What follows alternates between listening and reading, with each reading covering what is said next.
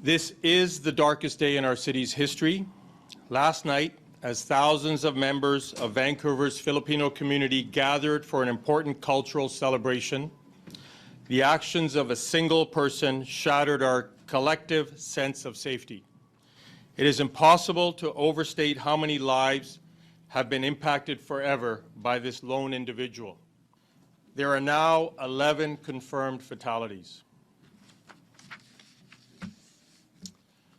We believe dozens more are injured, some seriously, and the number of dead could rise in the coming days or weeks. The most critically injured were transported by ambulance to 9 different hospitals throughout Metro Vancouver. The driver of the vehicle was the lone occupant, and he was arrested at the crime scene by members of the Vancouver Police Department after bystanders and witnesses intervened to detain him. He remains in custody. While I'm not prepared to speak about the potential motive, I can now say with confidence that the evidence in this case does not lead us to believe this was an act of terrorism. I can also tell you that the person we have in custody does have a significant history of interactions with police and healthcare professionals related to mental health. Here's what I'm able to share with you this morning. Shortly after 8 last night, Saturday, April 26th, a man driving a black Audi SUV drove into a large crowd of people at the Lapu-Lapu Street Festival in South Vancouver.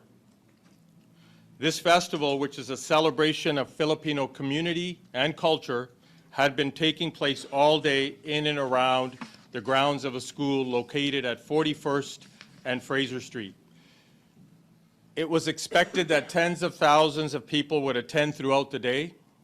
Although it was scheduled to wrap up at 8 p.m., there were still many people in the area when the incident occurred.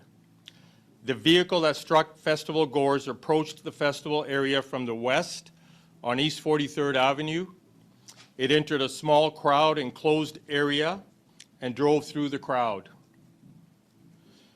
There were hundreds of festival goers still on the street, and multiple people were struck by the vehicle.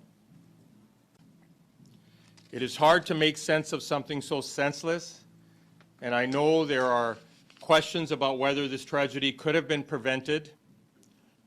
The Vancouver Police Department worked with the City of Vancouver to conduct a risk assessment prior to the Lapu-Lapu Festival, and there were no known threats to the event or to the Filipino community.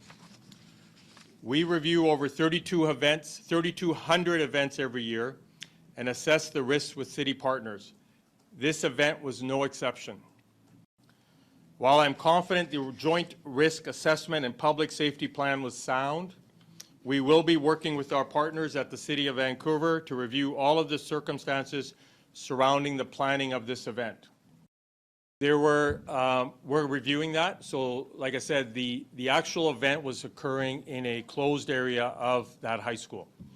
And there was no access to vehicles for the main part of it, of the area. The area where the tragedy occurred was lined with food trucks, and that's what that street was meant for. And there was, there were no barriers denying people access to those food trucks. Do you know why it was this event that this person drove a vehicle into?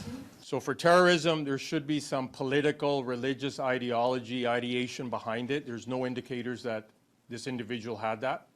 And obviously the history we have with him leans towards that there wasn't any other indicators. Does he live around the area?